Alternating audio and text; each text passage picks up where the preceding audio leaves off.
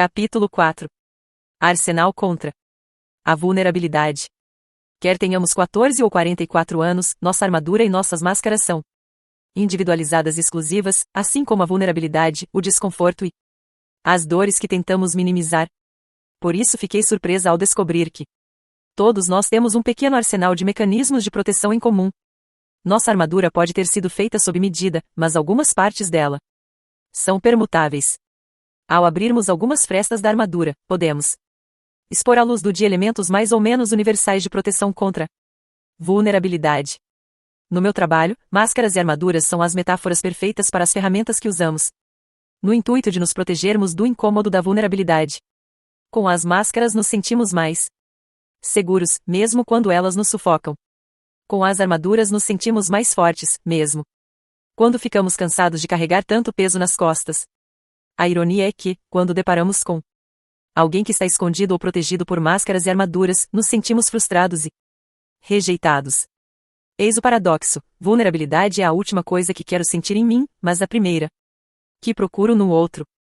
Se eu estivesse dirigindo uma peça sobre o arsenal contra a vulnerabilidade, o cenário seria um refeitório de colégio e os personagens seriam os nossos eu de 11, 12 e 13 anos.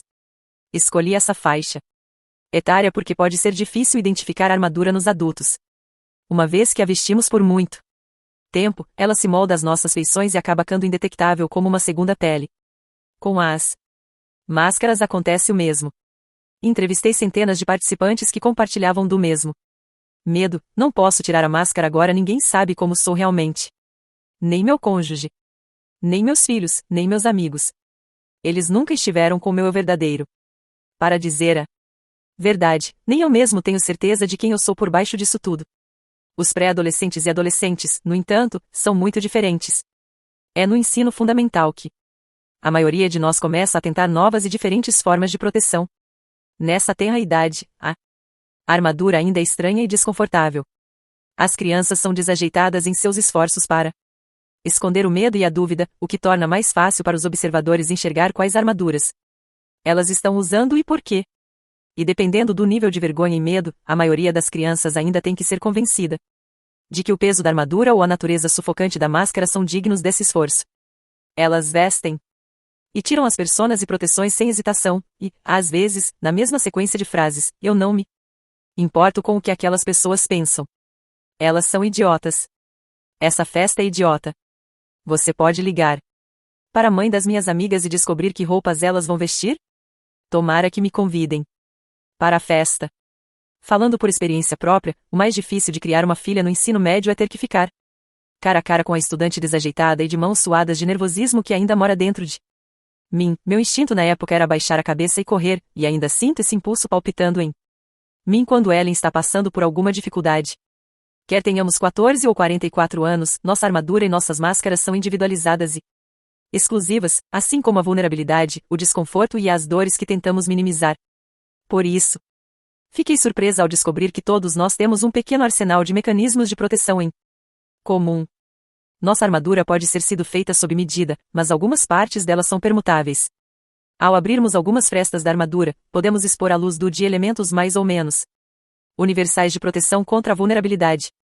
Quando esses mecanismos compartilhados começaram a emergir na coleta de dados, meu primeiro instinto foi classificar o comportamento e enxergar as pessoas à minha volta como estereótipos. Ela com certeza usa essa máscara, meu vizinho veste direto essa armadura. É da natureza humana querer categorizar e simplificar, mas isso nos afasta da verdade. Nenhum de nós utiliza apenas uma dessas defesas universais. A maioria será capaz de se relacionar com quase todas elas, dependendo das diferentes situações que se atravessa. Minha esperança é que uma espiada nesse arsenal nos ajude a olhar para dentro de nós mesmos. De que forma nos protegemos da vida? Quando e como começamos a usar esses mecanismos de defesa? O que nos faria abrir mão da armadura? Ser o bastante. A parte que me pareceu mais contundente na minha pesquisa foi descobrir as táticas que irei descrever a seguir. Elas permitem que as pessoas tirem suas máscaras e armaduras. Presumi ter encontrado estratégias exclusivas para cada mecanismo de proteção, mas estava enganada. No primeiro capítulo, falei sobre a ser o bastante como antídoto para a escassez e exemplifiquei as características da escassez, como a vergonha, a comparação e a desmotivação. Portanto, parece que Acreditar que somos bons o bastante é o caminho para fora da armadura. Ele nos autoriza a tirar a máscara. Com este senso de ser o bastante vem a aceitação do próprio valor, dos limites e do envolvimento com a vida. Isso está no âmago de todas as estratégias adotadas pelos participantes da pesquisa para se libertarem de suas armaduras. Eu sou bastante. Dignidade versus vergonha. Já chega. Limites versus vontade de vencer, sempre comparação. Mostrar-me, assumir riscos e deixar que me vejam é o bastante. Envolvimento versus desmotivação. Todas as pessoas que entrevistei a esse respeito falaram de suas dificuldades em relação à vulnerabilidade. Ninguém é capaz de abraçar a transparência e a vulnerabilidade sem reservas, hesitação ou medo. Quando se trata de incertezas, riscos e exposição emocional, o que mais escutei foram relatos de pessoas tentando vestir algum tipo de armadura antes de finalmente se entregar. Meu primeiro instinto é, mas isso nunca funcionou, por isso. Agora e isso mudou minha vida. Passei anos até que um dia eu tentei e isso fez meu casamento ficar mais fortalecido. Recentemente, fiz uma palestra sobre vulnerabilidade para 350 pessoas, entre as quais oficiais da SWAT, policiais que acompanham presos em liberdade condicional e carcereiros. Um oficial da SWAT se aproximou de mim depois da palestra e disse: o único motivo de termos escutado é que você é tão ruim em se abrir e se mostrar quanto nós. Se não tivesse a mesma dificuldade para lidar com a vulnerabilidade, nós não confiaríamos em nada do que disse. Eu não só acreditei nele como concordei inteiramente. Confio nas estratégias que descrevo aqui por duas razões. A primeira é que os participantes da pesquisa que as compartilharam comigo combatem os mesmos gremlins e as mesmas inseguranças e dúvidas que todos nós enfrentamos. A segunda razão é que eu pratiquei essas táticas em minha vida e sei que elas não são apenas agentes de mudança, elas são boias salva-vidas. As 3 formas de escudo que vou mostrar são o que chamo de arsenal universal contra vulnerabilidade, porque descobri que todos nós as incorporamos de algum modo em nossa armadura exclusiva e pessoal. Elas incluem a alegria como mau presságio, aquele temor repentino e paradoxal que reprime qualquer felicidade momentânea, o perfeccionismo, ou acreditar que fazer qualquer coisa com perfeição significa que você nunca passará vergonha, e o entorpecimento, a adoção de qualquer recurso que anestesie a dor do desconforto e da solidão. Cada escudo é acompanhado por estratégias para se viver com ousadia. Todas elas nos ensinam a ser o bastante e tem eficácia comprovada no desarmamento. Escudos universais contra a vulnerabilidade. O escudo da alegria como mau presságio. Por ter estudado sentimentos como a vergonha, o medo e a vulnerabilidade, nunca imaginei que algum dia confessaria que investigar o conceito da alegria virou minha vida profissional e pessoal de cabeça para baixo. Mas é verdade. De fato, ter passado tantos anos estudando o que significa sentir alegria faz com que eu afirme que esta seja provavelmente a emoção mais difícil. Isso porque, quando perdemos a capacidade ou o desejo de ficar vulnerável, a alegria se torna algo que vemos com profunda desconfiança. O nosso mais jovem costumava receber a alegria com puro deleite, e essa mudança chega lentamente sem que tenhamos consciência. Passamos a sentir apenas que ansiamos por mais felicidade em nossa vida. Em uma cultura de profunda escassez de nunca nos sentirmos seguros ou certos o bastante, a alegria parece uma farsa. Nós acordamos pela manhã e pensamos: o trabalho vai bem, todos na família estão com saúde, nenhuma grande crise está acontecendo, a casa ainda está de pé, eu estou me sentindo bem. Que droga! Isso é ruim. Muito ruim. Algum desastre deve estar à espreita, só esperando para acontecer. Ou somos promovidos e nosso primeiro raciocínio é: bom demais para ser verdade. Qual é a pegadinha? Ou nós, mulheres, ficamos grávidas e pensamos: minha filha é saudável e feliz, logo alguma coisa realmente ruim vai acontecer com esse novo bebê. Eu sei disso. Ou saímos de férias com a família pela primeira vez, mas, em vez de ficarmos animados, começamos a fantasiar sobre a queda do avião ou um acidente na estrada. Quando perguntei aos participantes da pesquisa sobre as experiências que faziam com que se sentissem mais vulneráveis, eu não esperava que a alegria fosse uma das respostas. Esperava medo e vergonha, mas não os momentos felizes de suas vidas. Fiquei perplexa. Veja como as pessoas completaram a frase: eu me sinto mais vulnerável quando olho para meus filhos dormindo. Admito como amo meu marido, minha esposa. Reconheço como melhorei. Amo meu emprego. Passo alguns dias com meus pais. Observo meus pais brincarem com meus filhos. Penso no relacionamento com meu namorado, minha namorada. Fiquei noiva, noivo. Estou em remissão de uma doença grave. Engravidei. Fui promovido. Me sinto feliz. Estou apaixonado.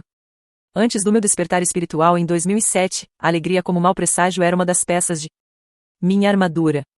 Quando percebi a ligação entre vulnerabilidade e alegria, por meio do relato dos participantes, fiquei em choque. Eu considerava minha permanente preparação para um desastre segredinho meu. Estava convencida de que era a única que contemplava os filhos enquanto dormiam. E que, no momento seguinte da onda de amor e adoração, imaginava alguma coisa realmente terrível acontecendo com eles. Achava que ninguém além de mim visualizava carros destruídos e ensaiava aquelas ligações telefônicas tenebrosas com a polícia que todos nós tememos. Uma das primeiras histórias que ouvi foi a de uma mulher com quase 50 anos. Eu costumava pensar em todas as coisas boas e imaginar os piores desastres possíveis que poderiam estragar tudo. Ela me disse. Visualizava literalmente o quadro mais assustador e tentava controlar todas as consequências. Quando minha filha entrou para a faculdade de seus sonhos, comecei a achar que algo muito ruim iria acontecer se ela se mudasse para tão longe. Passei o verão inteiro antes de ela partir, tentando convencê-la a estudar em uma faculdade local.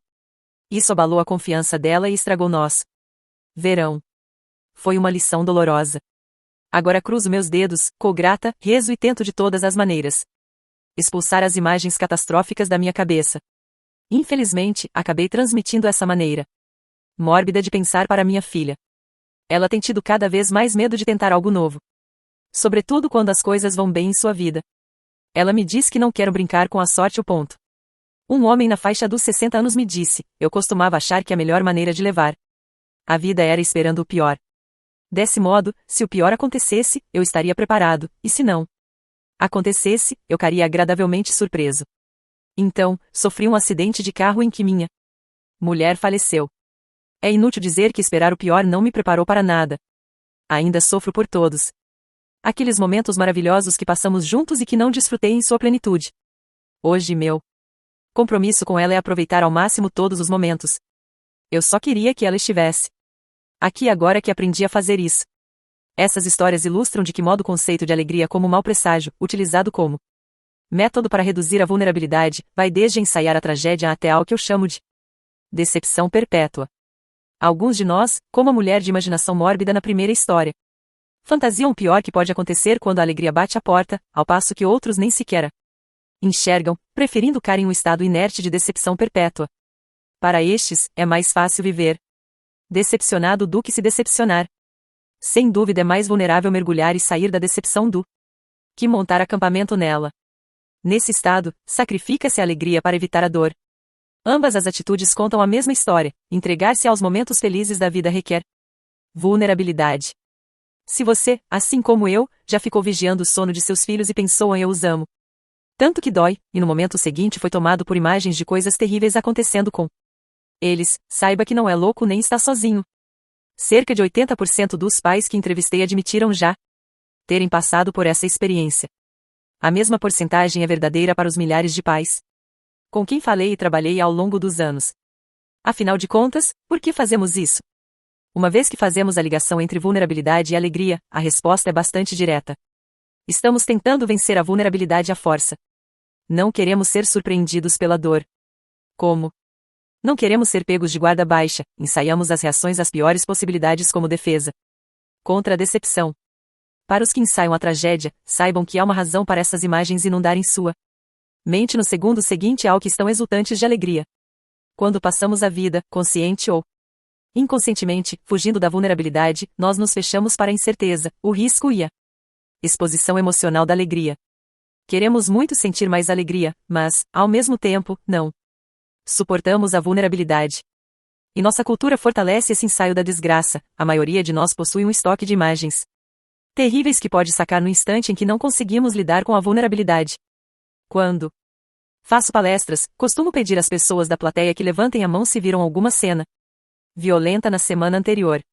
Em geral, cerca de 20% do auditório levanta a mão. Então refaço a pergunta: levante a mão se você viu noticiários, filmes e séries policiais, ou documentários sobre crimes na última semana. Nesse momento, entre 80% e 90% da plateia levanta a mão. Ou seja, nós acumulamos um bom estoque das imagens mórbidas de que precisamos para alimentar O mecanismo da alegria como mau presságio. Elas estão gravadas em nosso sistema neurológico. Somos pessoas visuais. Consumimos e armazenamos mentalmente o que vemos e confiamos nessas imagens. Lembro-me de estar no carro com Steve e as crianças indo para a praia passar um feriadão. Meu filho Charlie repetia as piadinhas do tipo que aprenderá no jardim de infância e todos estávamos muito felizes. Eu me percebi explodindo de alegria por estar ali com eles.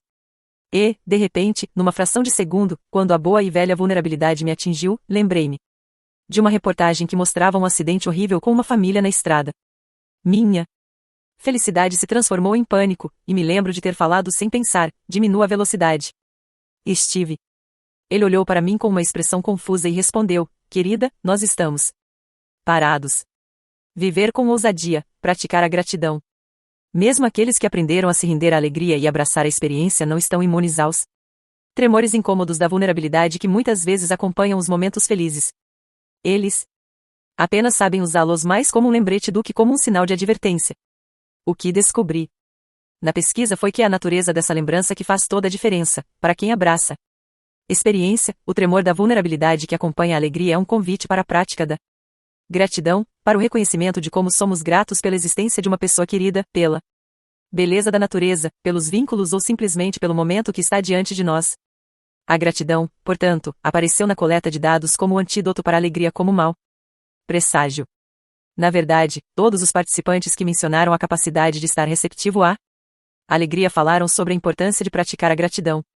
Esse padrão de associação foi tão predominante nas entrevistas que assumi um compromisso como pesquisadora de não falar sobre alegria sem falar de gratidão. Não foi somente o vínculo entre alegria e gratidão que me pegou de surpresa. Também fiquei espantada com o fato de os participantes da pesquisa descreverem sistematicamente tanto a alegria quanto a gratidão como práticas espirituais ligadas a uma crença nas conexões humanas e em um poder maior do que nós. Suas histórias e seus relatos aprofundaram essa questão e apontaram para uma distinção clara entre felicidade e alegria. Os participantes falaram da felicidade como uma emoção que está condicionada às circunstâncias, mas descreveram a alegria como um caminho espiritual que passa pela prática da gratidão e conduz à conexão com o mundo. A escassez e o medo levam à alegria como mau presságio. As pessoas têm medo de que a felicidade dure pouco, que não seja suficiente ou que a transição para a tristeza venha a ser muito difícil. Aprendemos que se entregar à alegria é, na melhor das hipóteses, se preparar para a decepção. E, na pior, um convite à tragédia. E lidamos com a questão da autovalorização. Será que merecemos nossa alegria, sendo pessoas tão incapazes e imperfeitas? Com tantas crianças famintas e tantas guerras no mundo, quem somos nós para sermos dignos de alegria? Se o oposto da escassez é o bastante, então, ao praticar a gratidão nós reconhecemos que há o bastante e que nós somos o bastante. Utilizo a palavra praticaram porque os participantes da pesquisa mencionaram práticas de gratidão palpáveis, mais do que ter meramente uma atitude de gratidão ou se sentirem agradecidos. Eles deram exemplos específicos de práticas que incluíam desde manter diários de gratidão até realizar cultos de gratidão em família.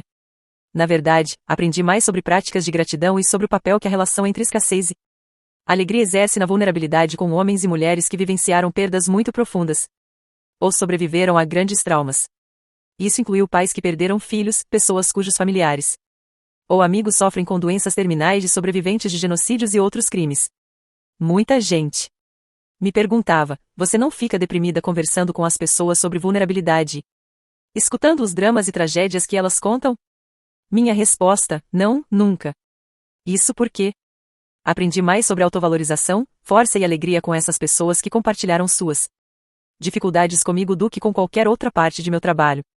E o maior presente que recebi foram estas 3 lições sobre alegria e luz, vindas de pessoas que passaram muito tempo na tristeza e na escuridão.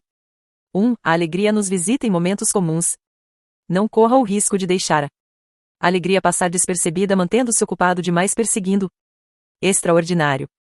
A cultura da escassez pode nos manter temerosos de adotar estilos de vida simples e comuns, mas quando se conversa com pessoas que sobreviveram a grandes perdas, fica claro que a alegria não é uma emoção permanente.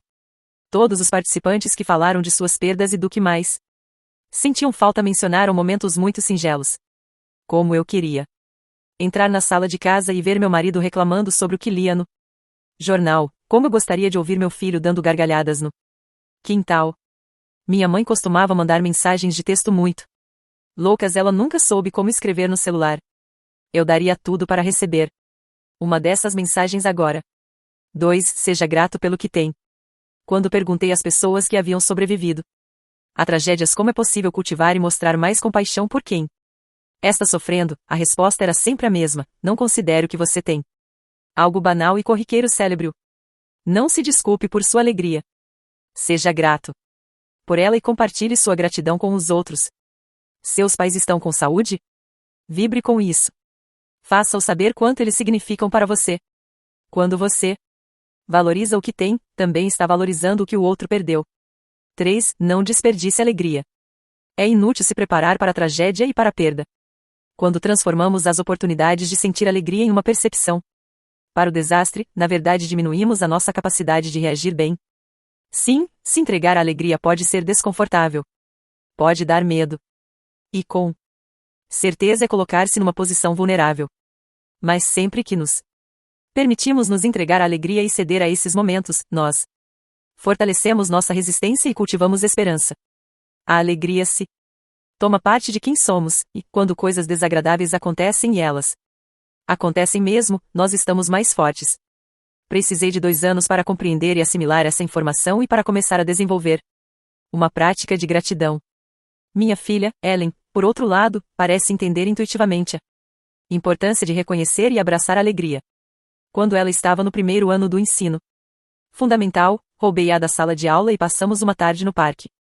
Estávamos em um pedalinho, alimentando os patos com migalhas de pão, quando percebi que ela tinha parado de pedalar e estava sentada completamente imóvel. As mãos seguravam o saco de pão, a cabeça estava inclinada para trás e os olhos estavam fechados. O sol brilhava sobre sua pele e ela tinha um leve sorriso no rosto. Fiquei tão impressionada com a beleza e a vulnerabilidade de Ellen que mal conseguia respirar. Assisti aquela cena durante 1 minuto inteiro, mas, como ela não se mexia, fiquei um pouco nervosa. Ellen? Está tudo bem com você, querida? Ela deu um sorriso ainda maior e abriu os olhos. Então me fitou e disse: Estou bem, mamãe. Estava só tirando uma foto da memória. Como nunca tinha ouvido falar nessa expressão, perguntei: O que é isso? Ah, é uma foto que faço em minha mente quando estou muito, mas muito feliz. Eu fecho os olhos e tiro uma foto para que, quando eu estiver triste, com medo ou sozinha, eu possa resgatar minhas fotos da memória e me sentir melhor. Para mim, expressar gratidão não é tão harmonioso ou espontâneo quanto para minha filha. Ainda fico abalada com a vulnerabilidade em meio às experiências de alegria. Mas agora aprendi a literalmente dizer em voz alta: estou me sentindo vulnerável e sou muito grata por. Isso pode soar estranho no meio de uma conversa, mas é muito melhor do que minha reação de catastrofizar ou tentar controlar. Outro dia, Steve me disse que estava pensando em levar as crianças para a casa de campo de sua família na Pensilvânia enquanto eu estivesse fora trabalho. Achei uma ótima ideia, até começar a velha ladainha: ah, meu Deus, não posso deixar eles viajarem de avião sem mim, e se acontecer alguma coisa? Em vez de provocar uma discussão, fazer críticas ou qualquer coisa para azedar os planos de Steve sem revelar meus medos irracionais, eu apenas disse em voz alta: vulnerabilidade. Vulnerabilidade.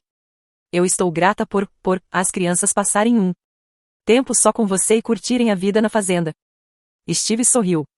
Ele está bem ciente dos meus esforços e sabia o que eu queria dizer com aquela frase. Antes de pôr em prática minha pesquisa sobre reagir à alegria como mau presságio, eu nunca soube como superar esse mal-estar da vulnerabilidade. Eu não tinha informação do que eu temia, de como realmente me sentia nem do que desejava de verdade, a alegria repleta de gratidão. O escudo do perfeccionismo. Uma das seções favoritas do meu blog é a série Inspiration Interviews, a entrevistas de inspiração. Nela, converso com pessoas que considero verdadeiramente inspiradoras, que se relacionam com o mundo de uma forma que me estimula a ser mais criativa e um pouco mais corajosa com meu trabalho. Sempre zé aos entrevistados o mesmo conjunto de perguntas, e, depois que a pesquisa sobre as pessoas plenas foi concluída, comecei a indagar sobre vulnerabilidade e perfeccionismo. Como uma perfeccionista em recuperação e uma aspirante ao time do Ambon o bastante, estou sempre ansiosa para ler primeiro as respostas para esta pergunta: o perfeccionismo é um problema para você? Em caso afirmativo, que estratégias você usa para administrá-lo? Levanto esta questão porque, em todas as minhas coletas de dados, nunca ouvi uma pessoa Atribuir sua alegria, seu sucesso ou sua plenitude ao fato de ser perfeito. Na verdade, o que mais ouvi ao longo de todos esses anos é uma mensagem clara: as coisas mais preciosas e importantes chegaram em minha vida quando tive coragem para ser vulnerável, imperfeito e tolerante comigo mesmo. O perfeccionismo não é o caminho que nos leva aos nossos talentos e ao sentido da vida, e ele é um desvio perigoso. Vou compartilhar aqui algumas de minhas respostas preferidas, mas primeiro quero falar um pouco sobre a definição de perfeccionismo que emergiu da pesquisa. Eis o que aprendi. Assim como a vulnerabilidade, o perfeccionismo acumulou em torno de si muitos mitos. Creio que pode ser útil começar dando uma olhada no que o perfeccionismo não é. Perfeccionismo não é se esforçar para a excelência. Perfeccionismo não tem a ver com conquistas saudáveis e crescimento. Perfeccionismo é um movimento defensivo. É a crença de que, se fizermos as coisas com perfeição e parecermos perfeitos, poderemos minimizar ou evitar a dor da culpa, do julgamento e da vergonha. Perfeccionismo é um escudo de 20 toneladas que carregamos conosco, achando que ele nos protegerá, quando, de fato, é aquilo que realmente nos impede de sermos vistos.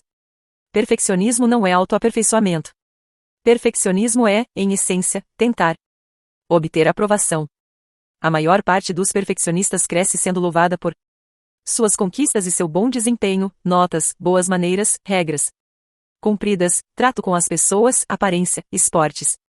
Em algum ponto do caminho eles adotaram esse sistema de crença perigoso e debilitante: eu sou o que eu realizo e quão bem o realizo.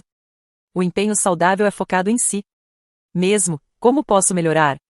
Mas o perfeccionismo é focado nos outros. O que eles vão pensar? O perfeccionismo não é a chave do sucesso. Na verdade, a pesquisa mostra que o perfeccionismo dificulta a conquista, pois está relacionado com depressão, ansiedade, compulsão e também com a paralisia da vida e a perda de oportunidades. O medo de falhar, de cometer erros, de não corresponder às expectativas dos outros e de ser criticado mantém o perfeccionista fora da arena da vida, onde a competição e o esforço saudáveis se desenrolam. Por fim, o perfeccionismo não é uma maneira de evitar a vergonha. Ele é uma forma de vergonha. Quando lutamos contra o perfeccionismo, lutamos contra a vergonha. Depois de usar os dados coletados para abrir caminho por meio dos mitos, formulei as seguintes definições de perfeccionismo. Perfeccionismo é um sistema de crença autodestrutivo e viciante que alimenta este pensamento primitivo: se eu parecer perfeito e fizer as coisas com perfeição, poderei evitar ou minimizar os sentimentos dolorosos de vergonha, julgamento e culpa. O perfeccionismo é autodestrutivo simplesmente porque a perfeição não existe. É uma meta inatingível. O perfeccionismo tem mais a ver com percepção do que com uma motivação interna, e não há maneira de se dominar uma percepção, por mais tempo e energia que se gaste tentando. O perfeccionismo é viciante porque, quando experimentamos a vergonha, o julgamento e a culpa, acreditamos que o motivo para isso é não sermos perfeitos o bastante. Em vez de questionarmos a lógica defeituosa do perfeccionismo, nos tornamos mais apegados ao nosso propósito de aparentar perfeição e fazer as coisas de maneira perfeita. O perfeccionismo, na verdade, nos predispõe a sentir vergonha, julgamento e culpa. O que gera mais vergonha e condenação é minha culpa. Estou me sentindo assim porque não sou bom o bastante. Viver com ousadia, apreciar a beleza das falhas. Para alguns, o perfeccionismo pode surgir apenas quando estão se sentindo particularmente vulneráveis. Para outros, o perfeccionismo é compulsivo, crônico e debilitante. Ele parece um vício. Independentemente de nos encaixarmos num ou noutro tipo, se quisermos estar livres do perfeccionismo, precisamos fazer a longa travessia do o que as pessoas vão pensar, para o eu sou o bastante. Essa jornada começa com resiliência à vergonha, amor próprio e aceitação. Para assumir a verdade sobre quem somos, de onde viemos, em que acreditamos e sobre a natureza imperfeita de nossa vida, precisamos estar dispostos a pegar leve nas cobranças e apreciar a beleza de nossas falhas e imperfeições. Precisamos ser mais amorosos e receptivos com nós mesmos e com os outros, e precisamos conversar conosco da mesma maneira com que conversamos com alguém que amamos. A doutora Christine Neff, professora e pesquisadora da Universidade do Texas, na cidade de Austin, dirige o laboratório de pesquisa do amor próprio, onde ela estuda como desenvolvemos e praticamos esse sentimento. De acordo com Christine, o amor próprio tem 3 elementos: generosidade consigo mesmo, humildade e consciência. Em seu livro Self-Compassion, Stop Beating Yourself Up, And Leaving Security Behind, amor próprio, pare de se maltratar e liberte-se da insegurança. A pesquisadora define cada um desses elementos. Generosidade consigo mesmo, dedicar amor e compreensão a si mesmo. Quando você sofre, falha ou se sente inadequado, em vez de ignorar a própria dor ou se autoflagelar com críticas. Humildade, esse sentimento reconhece que o sofrimento e as ideias de inadequação pessoal fazem parte da experiência humana em geral, algo por que todos passam, e não uma coisa que acontece somente a você. Consciência equilibrada, abordar as emoções negativas com equilíbrio para que os sentimentos não sejam sufocados nem exagerados. Não podemos ignorar nossa dor e sentir compaixão por ela ao mesmo tempo. Para alcançarmos essa consciência equilibrada, não devemos nos identificar demais com os pensamentos e os sentimentos, para não sermos capturados e arrebatados pela negatividade. A definição de consciência equilibrada de Kristin Neff nos lembra que ser consciente significa também não se identificar demais com nossos sentimentos nem exagerá-los. Para mim, é fácil ficar empacada na tristeza, na vergonha ou na autocrítica quando cometo um erro. Mas o amor próprio exige uma perspectiva vigilante e precisa quando sentimos vergonha ou dor. Além da prática do amor próprio, devemos lembrar também que a nossa dignidade, essa crença fundamental de que temos valor e somos o bastante, só aparece quando vivemos dentro de nossa história. Ou assumimos as nossas histórias, mesmo as mais confusas, ou ficamos fora delas, negando nossas vulnerabilidades e imperfeições, desprezando nossas partes que não se encaixam com quem ou com o que imaginamos que devemos ser e condicionando nosso valor à aprovação dos outros. Voltando à sessão de entrevistas de inspiração do meu blog, vamos examinar algumas das respostas. Nelas enxergo a beleza de ser real, de acolher as próprias falhas e me inspiro para a prática do amor próprio. Tenho certeza de que elas vão inspirá-lo também. A primeira história é de Gretchen Rubin, autora do livro Projeto Felicidade, que contém estudos e teorias sobre como ser mais feliz. O novo livro de Rubin, Happier at Home, Mais Feliz no Lar, analisa fatores relevantes da vida doméstica, como casamento, tempo, maternidade e paternidade. Eis como ela respondeu à pergunta sobre como lidar com o perfeccionismo.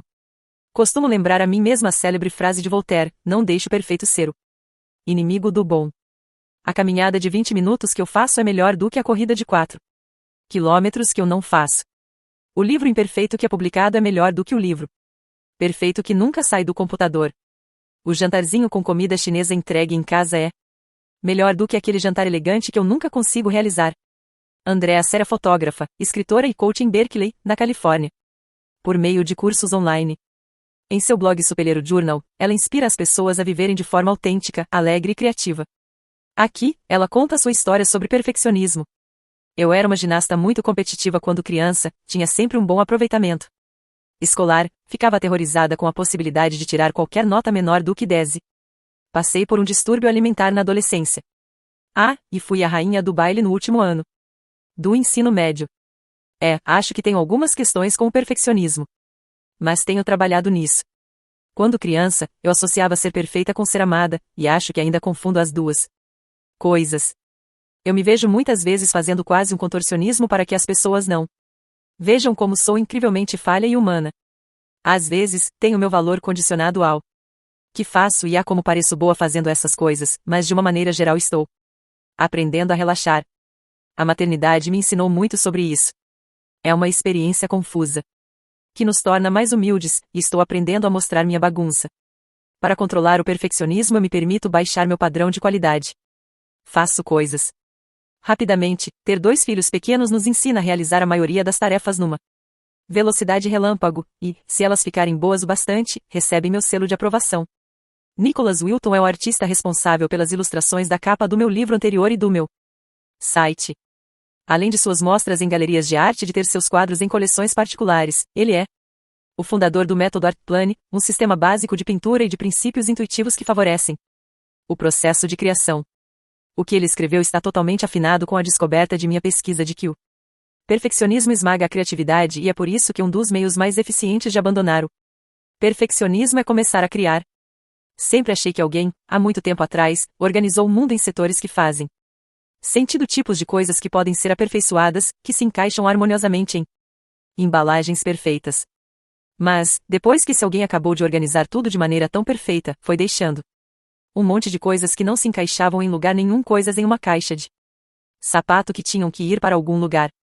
Então, desesperada, essa pessoa levantou seus braços e disse: todo o restante das coisas que não podem ser aperfeiçoadas e que parecem não caber em lugar algum terá que ser empilhado nesta última e grande caixa esfarrapada que nós vamos empurrar para trás do sofá. Talvez, mais tarde, possamos voltar e descobrir onde tudo isso poderia se encaixar. Vamos chamar essa grande caixa esfarrapada de arte. Felizmente, o problema nunca foi resolvido, e, com o tempo, a caixa transbordou com cada vez mais arte. Acho que esse dilema existe porque a arte é a categoria que mais lembra um ser humano. Esta é a nossa natureza, ser imperfeito. Ter sentimentos e emoções não classificáveis. Fazer coisas que necessariamente não precisam fazer sentido. Uma vez que a palavra arte entra na descrição do que você faz, é quase como ter um salvo-conduto para a imperfeição. A arte é tudo aquilo que é perfeitamente imperfeito. Quando falo sobre vulnerabilidade e perfeccionismo, sempre me lembro destes versos da canção Anthem, de Leonard Cohen, Eres a crack in everything that's how the light gets in. Em todas as coisas há uma fenda, é por aí que a luz entra. O escudo do entorpecimento. Uma das estratégias mais universais de entorpecimento é viver loucamente atarefado. Nossa sociedade aceitou a ideia de que, se estivermos sempre muito ocupados, a verdade de nossas vidas não nos alcançará. As estatísticas comprovam que há pouquíssimas pessoas que não são afetadas por um vício. Parece que todos nós, de alguma forma, anestesiamos nossos sentimentos. Podemos até não fazê-lo de maneira compulsiva e crônica, mas isso não significa que não entorpecemos nossa sensação de vulnerabilidade. E essa atitude é particularmente debilitante porque não apenas amortece a dor de nossas dificuldades, mas também embota nossas experiências de amor, alegria, aceitação, criatividade e empatia. Entorpeça a escuridão e você terá entorpecido a luz. Precisamos refletir sobre tudo o que fazemos diariamente para nos anestesiar de alguma coisa. As doses de bebida alcoólica que tomamos enquanto preparamos o jantar ou durante as refeições, as nossas 60 horas de trabalho semanais, o consumo abusivo de açúcar, o longo tempo passado diante da TV, o excesso de remédios e as várias xícaras de café que tomamos para tirar o torpor do vinho e do analgésico. Quando me concentrei nas respostas à pesquisa relativas a esse escudo, minha primeira pergunta foi: o que estamos entorpecendo e por quê? Os americanos estão mais endividados, obesos, dependentes de remédios e viciados do que nunca. Pela primeira vez na história, o Centro de Prevenção e Controle de Doenças, CDC, dos Estados Unidos anunciou que os acidentes automobilísticos se tornaram a segunda maior causa de morte acidental no país. O motivo principal? Overdose de drogas. Mas a verdade é que há mais casos de morte por overdose de drogas prescritas do que por overdose de cocaína, heroína e metanfetamina somados. Ainda mais alarmante é a estimativa de que menos de 5% dos que morrem de overdose de drogas prescritas conseguiram seus remédios de pessoas que identificamos como traficantes de rua. Os traficantes de hoje muitas vezes são pais, parentes, amigos e médicos. Com certeza esse é um problema grave. As pessoas estão desesperadas para sentir menos ou mais, para descartar alguma sensação ou para intensificar uma outra. Após passar alguns anos trabalhando de perto com pesquisadores e especialistas clínicos em vícios, eu achava que os causadores principais do entorpecimento fossem os nossos embates com a autovalorização e a vergonha. Anestesiamos a dor que vem dos sentimentos de inadequação e de inferioridade. Mas essa era apenas uma parte do quebra-cabeça. Como explicarei adiante, a necessidade mais poderosa de entorpecimento parece vir da combinação de 3 elementos nefastos: vergonha, ansiedade e isolamento. A ansiedade descrita pelos participantes da pesquisa pareceu ser alimentada pela incerteza, pelas exigências esmagadoras e competitivas de nossa época e pelo mal-estar social. O isolamento foi mais difícil de definir precisamente. Pensei em usar o termo depressão em vez de isolamento, mas os dados me mostravam outra coisa. Identifiquei uma gama de experiências que continham a depressão, mas incluíam também solidão, retraimento, desmotivação e sensação de vazio. Mais uma vez, o que realmente foi impactante para mim, tanto pessoal quanto profissionalmente, foi ver o forte padrão da vergonha permeando as experiências de ansiedade ou isolamento. A vergonha entra em cena quando experimentamos ansiedade não apenas porque nos sentimos temerosos, impotentes e incapazes de administrar as exigências cada vez maiores da vida, mas porque, no final das contas, a ansiedade é composta, e se torna insuportável, pela crença de que se fossemos mais inteligentes, mais fortes ou melhores, seríamos capazes de dar conta de tudo. O entorpecimento, aqui, se torna um meio de abrandar tanto a instabilidade quanto a inadequação. Com o isolamento, a história é parecida. Podemos ter muitos amigos no Facebook, muito colegas, amigos da vida real e vizinhos, porém, ainda assim, nos sentimos sozinhos e invisíveis. Como fomos programados para estabelecer vínculos, o isolamento sempre provoca sofrimento. Sentir-se isolado pode ser uma parte normal da vida e dos relacionamentos, mas, quando somado à vergonha de acreditar que estamos isolados porque não somos dignos de contato, o isolamento causa uma dor tão grande que a necessidade de anestesiá-la se torna incontrolável. Um passo além do isolamento é o retraimento psicológico, que apresenta um perigo real. Jean Baker Miller e Irene Stiver, duas teóricas relacionais culturais do Stone Center da Faculdade de Wellesley, no estado de Massachusetts, identificaram esse aspecto extremo. Elas escrevem: acreditamos que a experiência mais terrível e destrutiva que uma pessoa pode ter é o retraimento psicológico. Isso não é o mesmo que estar sozinho. É a sensação de estar afastado de qualquer possibilidade de contato humano e de ser impotente para mudar a situação. No seu ápice, o retraimento psicológico pode levar à falta de esperança e ao desespero. As pessoas farão quase tudo para escapar dessa mistura de isolamento patológico com impotência. A parte dessa definição que é fundamental para se entender a vergonha é a frase: as pessoas farão quase tudo para escapar dessa mistura de isolamento patológico com impotência. A vergonha leva muitas vezes ao desespero. E as reações a essa necessidade imensa de escapar do retraimento e do medo podem variar do entorpecimento ao vício, à depressão, à autoflagelação, aos distúrbios alimentares, ao bullying, à violência e até ao suicídio. Quando eu avaliava minha própria história de entorpecimento, entender como a vergonha potencializa a ansiedade e o isolamento me forneceu respostas para perguntas que alimentei durante anos. Não comecei a beber para afogar minhas mágoas, eu apenas precisava de algo com que ocupar as mãos. Estou convencida de que se os smartphones já existissem quando eu estava saindo da adolescência, eu nunca teria começado a fumar e a beber. Eu bebia e fumava para abrandar minha sensação de vulnerabilidade e para parecer ocupada quando todas as garotas da mesa tinham sido chamadas para dançar. Há 25 anos, eu sentia que minha única opção era encher a cara de cerveja, beber um drink ou ter um cigarro nos dedos. Eu ficava sozinha na mesa, sem ninguém nem nada para me fazer companhia, a não ser meus vícios. Para mim, a vulnerabilidade conduzia à ansiedade, que conduzia à vergonha, que levava ao isolamento, que levava a mais uma latinha de cerveja.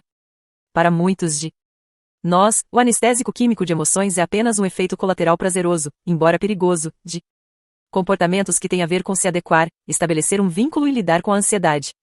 Eu não cresci com as habilidades e os recursos emocionais necessários para lidar com o mal-estar.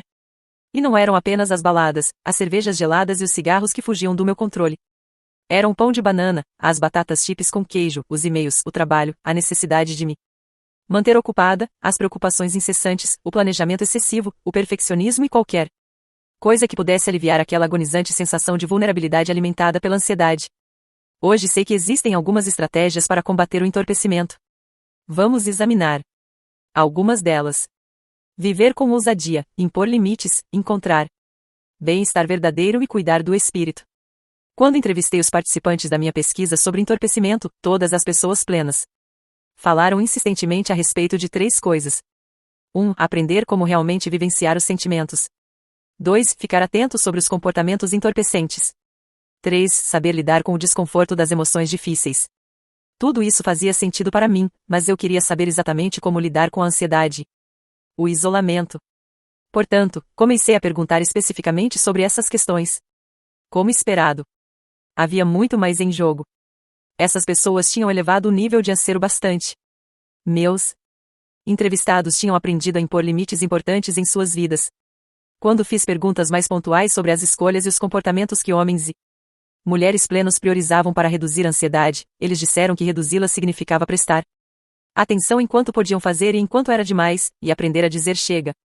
Eles tinham muita clareza sobre o que era importante para eles e sobre quando deviam abrir mão de alguma coisa. Todos nós lutamos contra a ansiedade. É claro que existem tipos diferentes e, com certeza, diferentes intensidades. A melhor maneira para lidar com a ansiedade estrutural é uma combinação de medicamentos e terapia.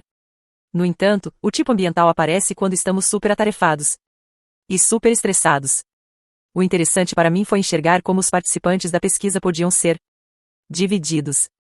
O grupo aderiu o desafio da ansiedade como encontrar meios para administrá-la e acalmá-la, ao passo que o grupo B definiu o problema como mudar os comportamentos que levam à ansiedade.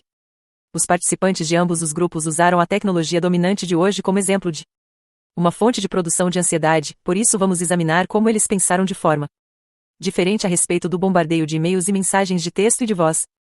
Grupo A, tomo uma xícara de café depois de pôr as crianças para dormir e assim posso ver meus e-mails entre as 22 horas e a meia-noite. Quando há muita coisa, acordo às 4 da manhã e retomo essa tarefa. Não gosto de ir para o trabalho com e-mails pendentes. Fico cansado, mas eles são todos respondidos. Grupo B, simplesmente parei de mandar e-mails desnecessários e pedi aos meus amigos e colegas que fizessem o mesmo. Estou tentando acostumá-los a esperar que eu leve alguns dias para responder. Se é importante, me ligue, não mande e-mails ou torpedos. Melhor ainda, passe na minha sala. Grupo A, aproveito os sinais fechados, as filas de supermercado e as viagens de elevador para fazer telefonemas. Até durmo com meu telefone por perto para o caso de alguém me ligar ou de eu me lembrar de alguma coisa no meio da noite. Uma vez, liguei para minha assistente às 4 da manhã porque lembrei que precisávamos acrescentar algo ao processo que estávamos preparando. Fiquei surpreso com a velocidade com que atendeu, mas ela lembrou que eu lhe pedirá que mantivesse o telefone na mesa de cabeceira. Só vou descansar e desligar da tomada quando tivermos terminado tudo. Trabalhar muito e jogar duro, este é o meu lema. E jogar duro não é nada demais quando você não dorme há bastante tempo. Grupo B, meu patrão, meus amigos e minha família sabem que não atendo telefonemas antes das 9 horas e depois das 21. Se o telefone tocar antes ou depois desses horários, sei que é engano ou uma emergência de verdade, e não um problema do trabalho. Os participantes que mais utilizavam o entorpecimento, os do grupo A, deixaram claro que reduzir a ansiedade significava achar modos de entorpecê-la, e não mudar o pensamento, os comportamentos ou as emoções que produziam ansiedade. Essas pessoas queriam ajuda para conhecer uma maneira melhor de viver assim, e não sugestões sobre como deixar de viver dessa forma. O grupo B, dos participantes que tratavam a raiz da ansiedade buscando harmonizar suas vidas com seus valores e impor limites, era formado por pessoas plenas. Quando perguntamos a esse grupo sobre o processo de estabelecer limites claros para reduzir a ansiedade, os participantes não hesitaram em relacionar autovalorização com limites. Precisamos acreditar que somos o bastante para poder dizer chega. Para as mulheres, impor limites é mais difícil porque os gremlins da vergonha são rápidos, cuidado ao dizer o não. Você vai magoar essa pessoa. Não a decepcione. Seja uma boa menina. Faça todo mundo feliz. Para os homens, os gremlins sussurram, seja homem. Um homem de verdade poderia fazer isso e ainda mais. Ó, filhinho de mamãe já está cansado.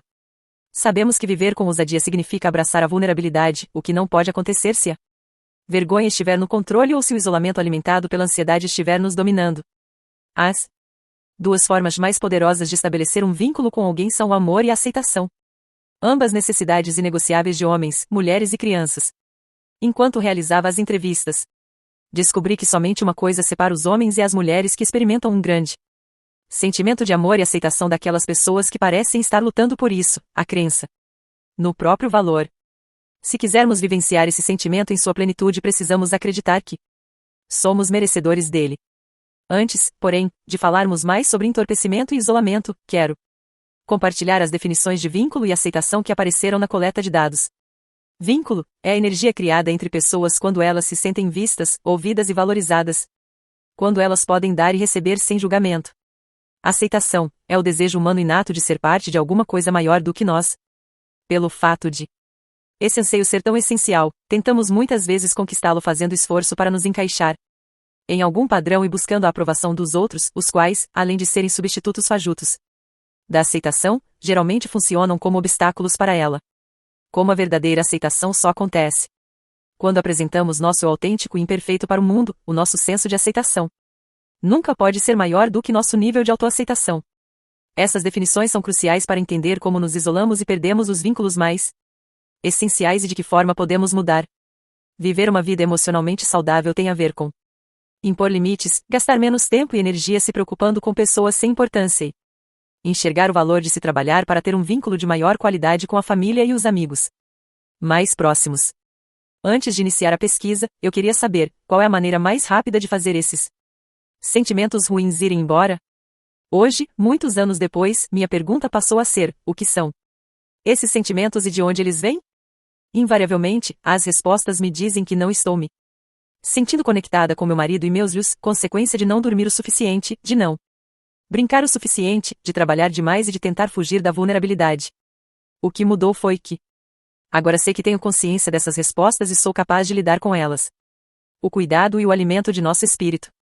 As pessoas perguntam com frequência: onde está a linha que separa o prazer e o bem-estar do entorpecimento? Em resposta, Jennifer Louden, escritora e coach de crescimento pessoal, chamou-os nossos artifícios de entorpecimento de sombras de alívio. Quando estamos ansiosos, isolados, psicologicamente vulneráveis, solitários e nos sentindo impotentes, a bebida, a comida, o trabalho e as horas infindáveis na internet parecem nos confortar, mas, na verdade, estão apenas lançando grandes sombras sobre nossa vida.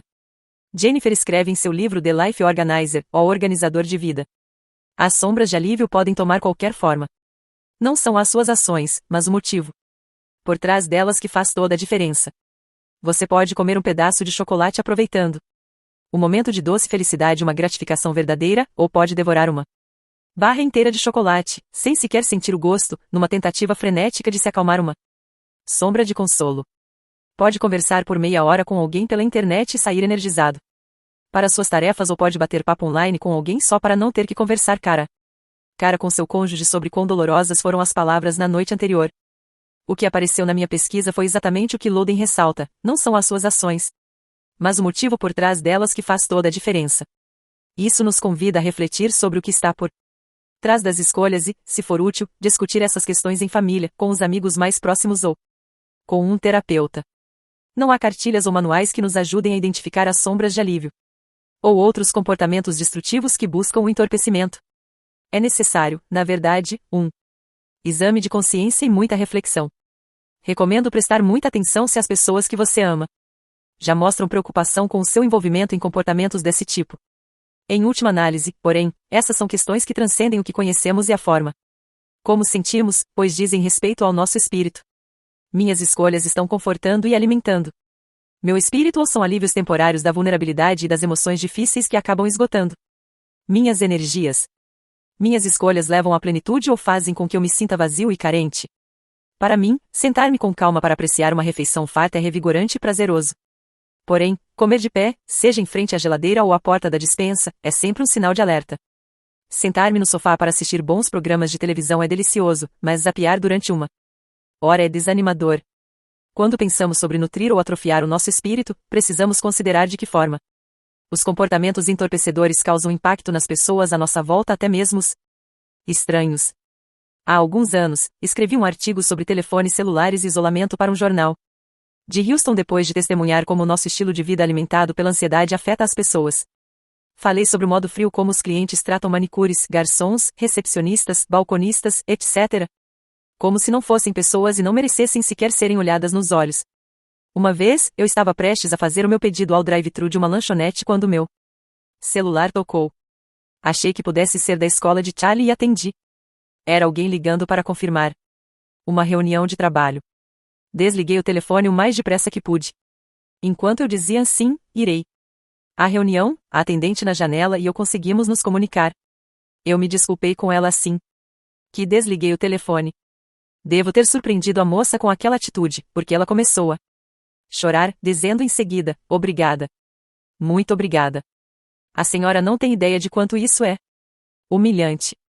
As pessoas nem olham para nós. Sei bem como ela se sentiu. Passei um bom tempo trabalhando como garçonete para bancar meus estudos e vivi essa experiência de ser invisível. Quando tratamos as pessoas como objetos, nós as desumanizamos. Após passar mais de uma década estudando aceitação, autenticidade e vergonha, posso afirmar que fomos projetados para criar vínculos emocional, física e espiritualmente. Não estou insinuando que devemos ter um relacionamento profundo e significativo com o manobrista ou com a atendente da lanchonete, mas é preciso que paremos de desumanizar as pessoas e comecemos a olhá-las nos olhos quando falarmos com elas. Se não tivermos a força de vontade e o tempo para fazer isso, então é melhor ficar em casa. Na pesquisa, a espiritualidade surgiu como um guia fundamental para as pessoas plenas. Não estou falando de religiosidade, mas da crença profundamente arraigada de que estamos inexoravelmente ligados uns aos outros por uma força maior do que nós mesmos, uma força que é amor e compaixão. Para alguns essa força é Deus, para outros é a natureza, a arte ou até a emotividade. Acredito que assumir o nosso valor é o ato de reconhecimento de que somos sagrados. Talvez acolher a vulnerabilidade e vencer o entorpecimento tenham a ver com cuidar e alimentar nosso espírito. Os escudos menos usados.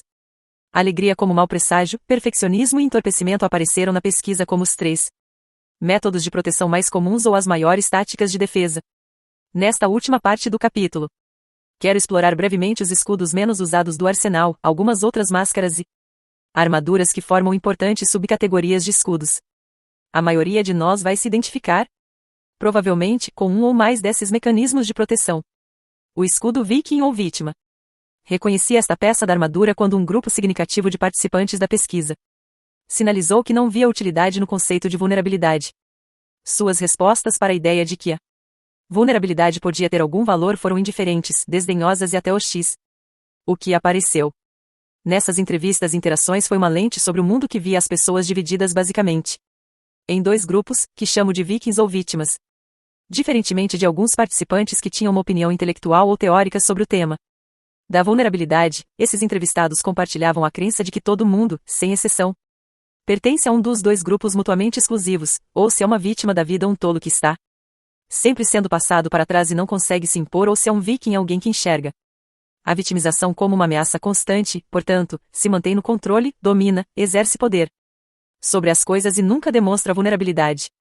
Enquanto eu organizava os dados dessas entrevistas, pensei no capítulo da minha dissertação sobre o filósofo francês Jacques Derrida e a oposição binária, termos relacionados que têm significados opostos. Ainda que os participantes não tenham usado os mesmos exemplos, um padrão consistente de pares de opostos emergiu da linguagem que empregaram para descrever suas visões de mundo: vencedor ou perdedor, sobreviver ou morrer, matar ou ser morto, fortes ou fracos, líderes ou seguidores, sucesso ou fracasso, esmagar ou ser esmagado.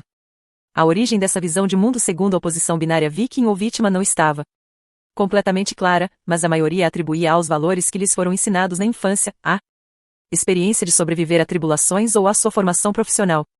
Boa parte dos participantes que sustentaram essa visão no grupo era composta de homens, mas também havia algumas mulheres. Faz sentido que isso seja, de certo modo, uma questão de gênero, pois muitos homens até mesmo aqueles que não recorriam a essa armadura mencionaram terem sido ensinados e moldados na infância e na adolescência pela dinâmica de que o mundo é dos vencedores. Sem esquecer que conseguir vencer e dominar as mulheres fazia parte da lista dos princípios masculinos discutidos no capítulo 3. Além dos fatores socialização e experiências de vida, muitos participantes desse grupo tinham empregos ou trabalhavam em contextos culturais que reforçavam a mentalidade viking ou vítima. Nós ouvimos isso de seguranças, veteranos de guerra, agentes penitenciários, policiais e pessoas que trabalham em ambientes supercompetitivos e de alta performance, como o jurídico, o tecnológico e o financeiro.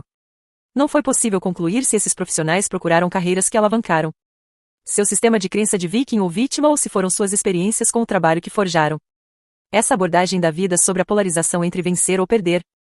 Um aspecto que fez dessas entrevistas umas das mais difíceis foi a honestidade com que as pessoas falaram das dificuldades em suas vidas pessoais lidando com comportamentos de alto risco.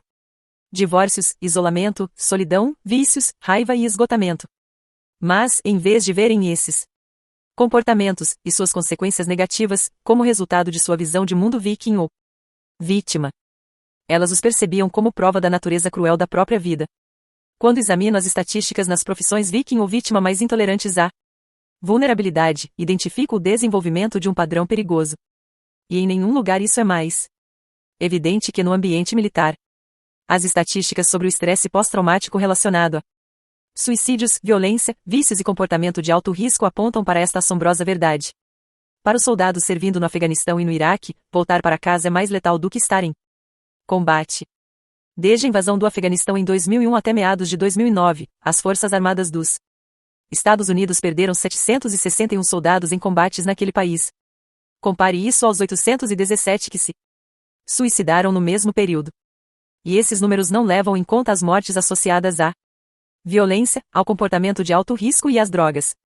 Craig Bryan, psicólogo da Universidade do Texas especialista em suicídio, que há pouco tempo deu baixa na Força Aérea, revelou à revista Time que os militares se encontram presos a uma lógica contraditória, treinamos nossos combatentes para usar a violência e a agressão controladas, para suprimir reações emocionais fortes diante da adversidade, para suportar dor física e emocional e para vencer o medo dos ferimentos e da morte. Mas esses atributos estão também associados a um elevado risco de suicídio. Bray explicou que os militares não podem reduzir a intensidade desse condicionamento sem afetar negativamente a capacidade de combate de nossas forças armadas. E alertou para o perigo inerente de enxergar o mundo por meio das lentes do par viking ou vítima. Os soldados em serviço são mais capazes de matar a si mesmos como mera consequência de seu treinamento profissional. A situação pode chegar ao seu extremo nas forças armadas, porém, se olharmos para as estatísticas de saúde física e mental dos policiais, iremos encontrar algo semelhante. O mesmo acontece nas empresas quando se lidera, se ensina ou se prega a partir de uma concepção de viking ou vítima, de vencedores ou perdedores, aniquila-se a fé, a inovação, a criatividade e a receptividade à mudança. Retire as armas e você encontrará resultados similares aos dos soldados e policiais no universo civil. Os advogados, um exemplo de profissionais amplamente treinados na dinâmica do ganhar ou perder, do ser bem-sucedido ou fracassar, têm resultados que não são muito melhores. A Ordem dos Advogados americana revela que a taxa de suicídios entre advogados é 4 vezes maior que a da população em geral. Um artigo na revista dessa instituição informou que estudiosos de depressão e abuso de substâncias entre advogados atribuíram um alto índice de suicídio na categoria ao perfeccionismo e à necessidade de serem agressivos e desapegados emocionalmente. E essa mentalidade pode se refletir em nossas vidas domésticas também. Quando ensinamos aos nossos filhos que transparência e vulnerabilidade são emoções perigosas e que devem ser postas de lado, estamos lhes encaminhando para o perigo do isolamento emocional.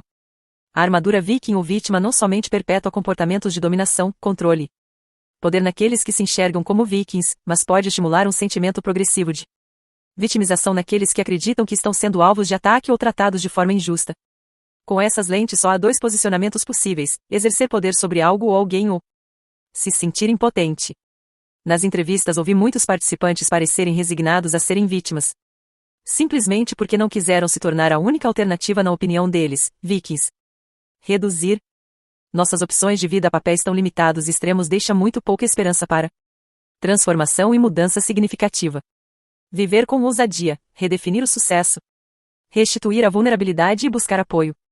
Ao examinar como os participantes da pesquisa abandonaram a visão viking ou vítima e passaram a abraçar a vulnerabilidade, notou-se uma diferenciação clara entre os que agiam dessa maneira, porque foi o que aprenderam, e os que se renderam a ela como consequência de um trauma. Definitivamente, a pergunta que melhor confronta a lógica por trás da visão viking ou vítima para ambos os grupos é esta: como você define o sucesso? Acontece que nesse paradigma de vencer ou perder, os vikings não são vitoriosos por nenhum critério que a maioria de nós classificaria como sucesso. Sobreviver ou vencer podem ser sinônimos de sucesso no meio da competição, do combate ou do trauma, mas quando a urgência dessa ameaça é removida, simplesmente sobreviver não é viver. Como mencionei anteriormente, amor e aceitação são necessidades inegociáveis de homens, mulheres e crianças, e constituem sentimentos impossíveis de serem experimentados sem vulnerabilidade. Viver sem vínculo, sem amor e aceitação não é vitória. O medo e a escassez abastecem o paradigma viking ou vítima, e boa parte da tarefa de restituir a vulnerabilidade passa por examinar os gatilhos da vergonha, o que está abastecendo o medo do ganhar ou perder. Todos os homens e mulheres que abandonaram esse paradigma e se tornaram pessoas plenas falaram sobre o cultivo da confiança e do vínculo nos relacionamentos como um pré-requisito para se tentar uma maneira menos belicosa de envolvimento com o mundo. Um grande exemplo de como o vínculo pode curar e transformar é o trabalho feito pela Team Red, White and Blue, uma equipe de acolhimento dos veteranos de guerra. De acordo com seu estatuto, os membros acreditam que a maneira mais eficaz de impactar a vida de um ex-combatente é por meio de um relacionamento significativo com alguém em sua comunidade. O programa da organização aproxima ex-combatentes lesionados e voluntários locais. Juntos, eles almoçam, vão às consultas médicas dos veteranos, a eventos esportivos e participam de outras atividades sociais.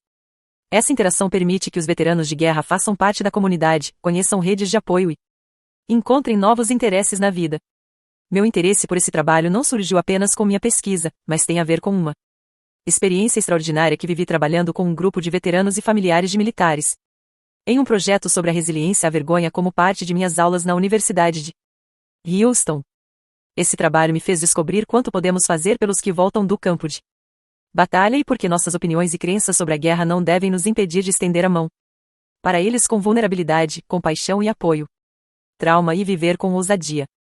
Todos tentamos entender por que algumas pessoas que sobreviveram a traumas em combate, por violência doméstica, por abuso físico ou sexual, ou traumas ocultos mas igualmente destrutivos, como a opressão, a negligência, o abandono ou o excesso de medo ou de estresse mostraram grande capacidade de recuperação e de vivenciar em vidas plenas, ao passo que outras tiveram suas trajetórias definidas por aquele evento. Estas podem vir a cometer a mesma violência que sofreram. Passar a vida lutando contra um vício ou ser incapazes de escapar do sentimento de que são vítimas. Em situações em que claramente não o são. Depois de pesquisar a vergonha por 6 anos, eu sabia que parte da resposta estava na resiliência. A vergonha as pessoas com a maior capacidade de luta desenvolveram intencionalmente os 4 elementos que discutimos nos capítulos anteriores. A outra parte da resposta pareceu pouco clara para mim até eu começar minhas novas entrevistas sobre vulnerabilidade e plenitude. Se somos obrigados a enxergar tudo por meio das lentes do modelo Viking ou vítima como mecanismo de sobrevivência, pode parecer impossível, ou mesmo fatal, escapar dessa visão de mundo. Como esperar que alguém desista de um modo de ver e entender o mundo que lhe tem mantido vivo física, cognitiva ou emocionalmente? Ninguém é capaz de abrir mão de suas estratégias de sobrevivência sem ajuda consistente e sem o desenvolvimento de estratégias substitutas. Abandonar o escudo Viking ou vítima exige o auxílio de um profissional, alguém que entenda o trauma. Os grupos de apoio também costumam ser muito úteis. Os participantes da pesquisa que sobreviveram a traumas e que abraçaram a proposta da vida plena falaram apaixonadamente sobre a necessidade de admitir o problema, buscar ajuda profissional, superar os obstáculos da vergonha e do segredo que acompanham o trauma, e abordar a recuperação da vulnerabilidade como uma prática diária, não como um item a ser riscado da lista de tarefas. E se a importância da espiritualidade perpassou todas as entrevistas com as pessoas plenas, ela figurou como algo especialmente importante para os participantes que se consideravam não apenas sobreviventes do trauma, mas também um sucesso. Os escudos da superexposição. Vejo 2 maneiras de superexposição em nossa sociedade. A primeira é o que chamo de holofote, e a outra é o invadir e roubar. Como vimos no capítulo sobre os mitos da vulnerabilidade, superexposição não é vulnerabilidade. Na verdade, o que ela provoca é isolamento, artificialidade e desconfiança. O escudo holofote. Para entender o holofote, precisamos saber que as intenções por trás desse tipo de exposição são múltiplas e incluem, muitas vezes, aliviar a própria dor, testar a lealdade e a tolerância em um relacionamento ou forçar a intimidade em um novo contato. Infelizmente, o resultado do uso desse escudo é quase sempre o oposto do que pretendíamos. As pessoas se assustam e se retraem, aumentando nossa vergonha e nosso isolamento. Não é possível usar a vulnerabilidade para descarregar seu próprio mal-estar, como uma medida da tolerância em um relacionamento. Eu lhe revelo isto e você não vai embora, ou para acelerar uma relação. Simplesmente não ajuda em nada. Em geral, quando nos aproximamos de alguém e nos abrimos revelando nossos medos, esperanças, dificuldades e alegrias, nós criamos pequenas possibilidades de vínculo. Nossa vulnerabilidade compartilhada joga luz sobre lugares normalmente escuros. Minha metáfora para isso são as luzes pisca-pisca. Há alguma coisa mágica na ideia da luz pisca-pisca brilhando no escuro e em lugares inusitados. Elas são pequenas, e uma única lâmpada praticamente não faz efeito, mas um conjunto inteiro de luzinhas é bonito de se ver. É o contato harmonioso que as torna bonitas. Quando se trata de vulnerabilidade, contato harmonioso significa dividir nossas histórias com pessoas que conquistaram o direito de ouvi-las, pessoas com quem cultivamos relacionamentos, que podem suportar o peso de nossa história. A confiança genuína? A empatia mútua? A compartilhamento recíproco? Podemos pedir o que precisamos? Essas são questões cruciais sobre vínculos. Quando expomos nossa vulnerabilidade a pessoas com quem não temos um vínculo genuíno, principalmente os segredos que nos causam vergonha, a reação emocional delas, e, por vezes, física, é muitas vezes recuar, se contrair, como se nós lançássemos um holofote em seus olhos. Em vez de um filamento de luzinhas delicadas, nossa maneira de compartilhar a vulnerabilidade é ofuscante, invasiva e insuportável. Se estivermos do outro lado, recebendo isso, às vezes nos sentimos desgastados, confusos e, por vezes, manipulados. Não é exatamente a resposta empática que a pessoa que está contando a história esperava. Até para os que, como eu, estudam a empatia e ensinam como colocá-la em prática, é raro sermos capazes de permanecer sintonizados quando a superexposição de alguém violenta e ultrapassa o nível de interatividade conquistado pela relação. Viver com ousadia, deixar as intenções claras, impor limites e cultivar vínculos. Grande parte da beleza da luz se deve à existência das trevas. Os momentos mais fortes de nossas vidas acontecem quando amarramos as pequenas luzinhas criadas pela coragem, pela compaixão e pelo vínculo, e as vemos brilhar na escuridão de nossas batalhas.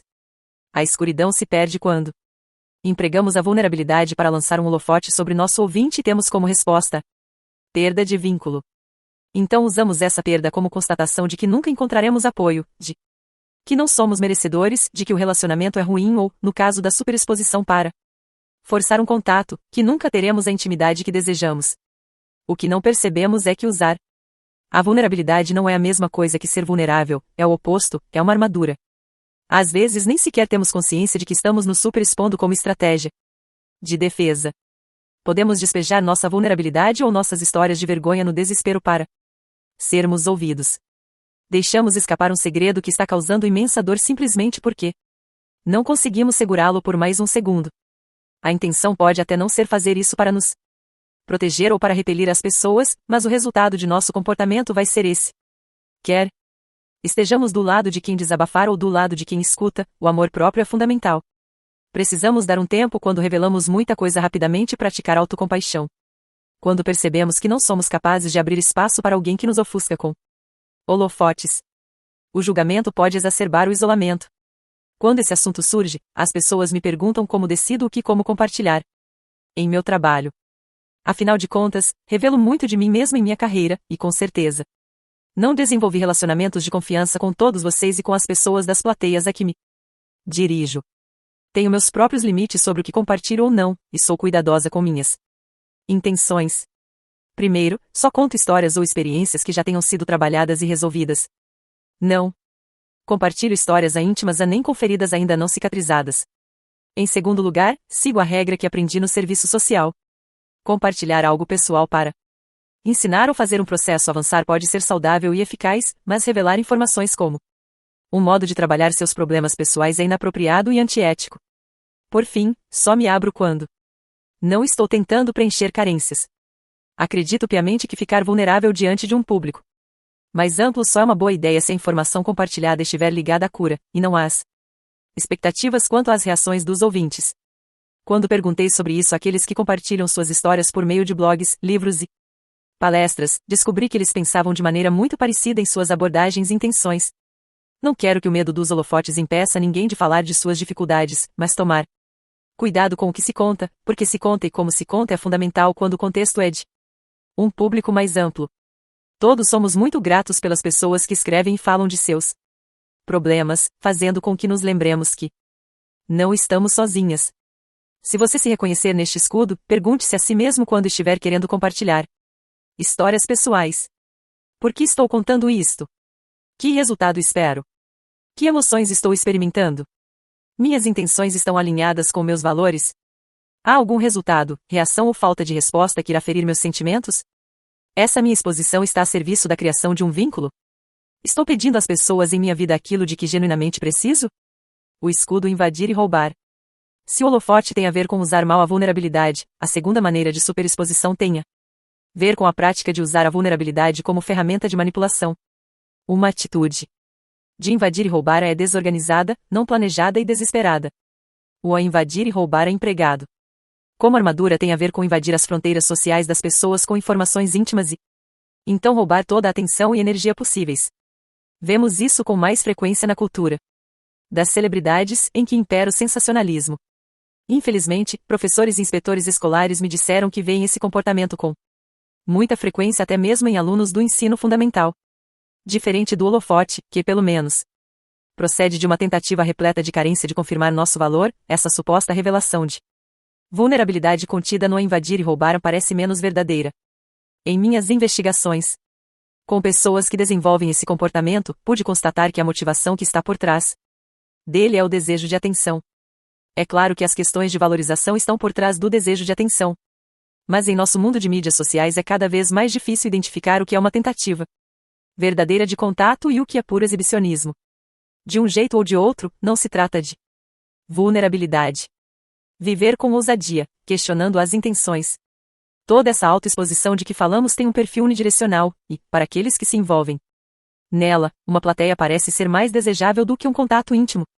Se estivermos envolvidos em um esquema invadir e roubar, acho que as perguntas a serem feitas são as mesmas da parte sobre o holofote.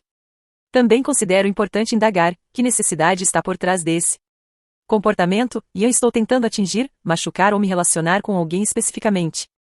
E é este o jeito certo de fazê-lo. O escudo zigue-zaguear.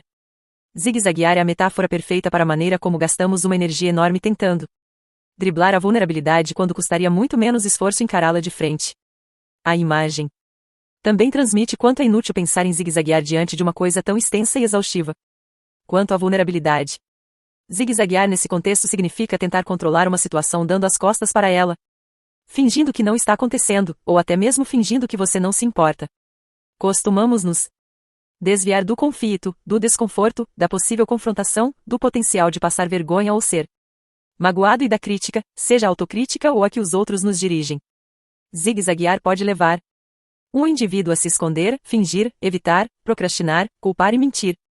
Tenho uma tendência a querer zigue-zaguear quando me sinto vulnerável. Se preciso fazer uma ligação difícil, tento examinar antes todos os ângulos possíveis, começo a rascunhar um e-mail, achando que nessa situação escrever é melhor, ou então me convenço de que devo esperar ou penso em 1000 outras coisas para fazer. Fico indo e voltando até ficar exausta. Viver com ousadia, estar presente, prestar atenção e seguir em frente. Zigue-zaguear é cansativo, e correr de um lado para outro para evitar alguma coisa não é uma boa maneira de viver. Enquanto tentava descobrir ocasiões em que zigue-zaguear pudesse ser útil, pensei no conselho de um senhor que recebi quando era criança. Um dia meus pais levaram meu irmão e eu para pescar nos rios que atravessam alguns pântanos no estado da Louisiana. O homem que nos deu acesso à propriedade disse: se um crocodilo aparecer, saiam correndo em zigue-zague. Os bichos são rápidos, mas não são bons de curvas. Segundo especialistas do Zoológico de San Diego, podemos facilmente correr mais rápido que um crocodilo, fazendo ou não zigue-zague. Eles alcançam uma velocidade máxima de 16 ou 17 km por hora e não conseguem correr durante muito tempo. Os crocodilos dependem de ataque surpresa, sem que precisem caçar sua presa. De certa maneira, eles se parecem com os gremlins que moram nos pântanos da vergonha e nos impedem de sermos autênticos e vulneráveis. Portanto, não precisamos zigue-zaguear, temos apenas que estar presentes, atentos e seguir em frente. O escudo: desconfiança, crítica, frieza e crueldade. Se a sua decisão for entrar na arena e viver com ousadia, prepare-se para dar a cara a tapa. Não importa se a sua grande ousadia for um artigo para o jornal da escola, uma promoção no emprego, ou vender uma peça de cerâmica que você fez, estará na mira de alguma desconfiança ou de alguma crítica. Pode até encontrar pela frente algum autêntico espírito de porco. Isso porque a desconfiança, a crítica, a crueldade e a frieza são ainda melhores do que uma armadura. Elas podem ser transformadas em armas que não apenas mantêm a vulnerabilidade à distância, mas também podem ferir as pessoas que estão vulneráveis e colocá-las em situação difícil. Se somos o tipo de pessoa que acha que a vulnerabilidade não é comigo, nada pode nos fazer sentir mais ameaçados e mais incitados a atacar e envergonhar os outros do que ver alguém vivendo com ousadia. A ousadia produz um espelho incômodo que reflete nossos próprios medos de aparecer, criar e deixar que nos vejam. Quando me refiro à crítica, não estou falando do feedback oportuno e do debate construtivo, nem da discordância a respeito do valor ou da importância de alguma manifestação.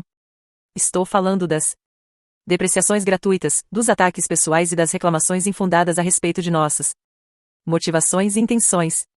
Quando me refiro à desconfiança, não estou falando do questionamento ou do ceticismo saudáveis. Estou falando da depreciação agressiva que leva a considerações irracionais do tipo que coisa idiota, ou este é um projeto fadado ao fracasso. A frieza é uma das formas mais extremas de depreciação. Tanto faz. Nada a ver. Quem se importa? Para algumas pessoas, é quase como se o entusiasmo e a energia criadora tivesse se tornado um sinal de ingenuidade. Na introdução a este capítulo falei da adolescência como ponto de partida para a corrida para o arsenal. A desconfiança e a frieza são comuns no ambiente das escolas. Todos os alunos no colégio da minha filha usam casaco com capuz todos os dias, mesmo se estiver fazendo 35 graus do lado de fora. O capuz não apenas funciona como escudo contra a vulnerabilidade por ser um acessório Descolado, mas estou certa de que a garotada o enxerga como um manto de invisibilidade. Os jovens literalmente desaparecem dentro do casaco. É uma maneira de se esconderem. Com a cabeça sob o capuz e as mãos no bolso, eles se isolam de qualquer envolvimento. Frios demais para se importarem. Na vida adulta, também podemos nos proteger da vulnerabilidade por meio da frieza. Não queremos que nos achem espalhafatosos, muito crédulos, preocupados ou ansiosos.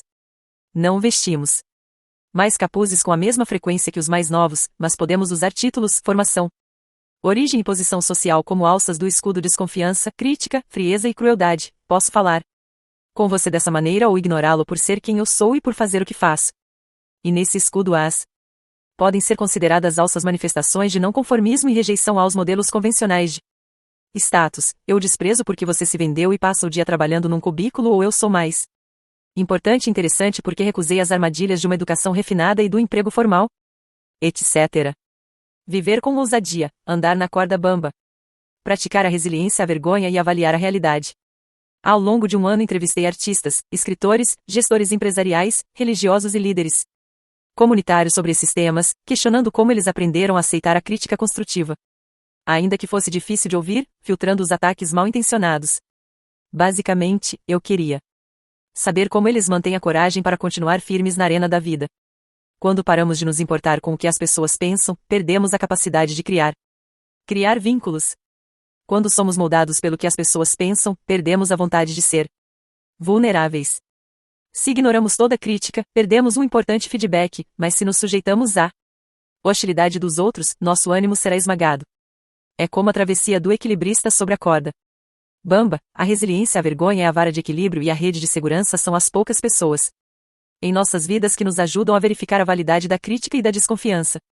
Sou muito visual, por isso mantenho em minha escrivaninha a foto de uma pessoa se equilibrando na corda bamba, para me lembrar de que meu esforço para permanecer receptiva e, ao mesmo tempo, manter os limites em seu lugar compensa a energia investida e o risco.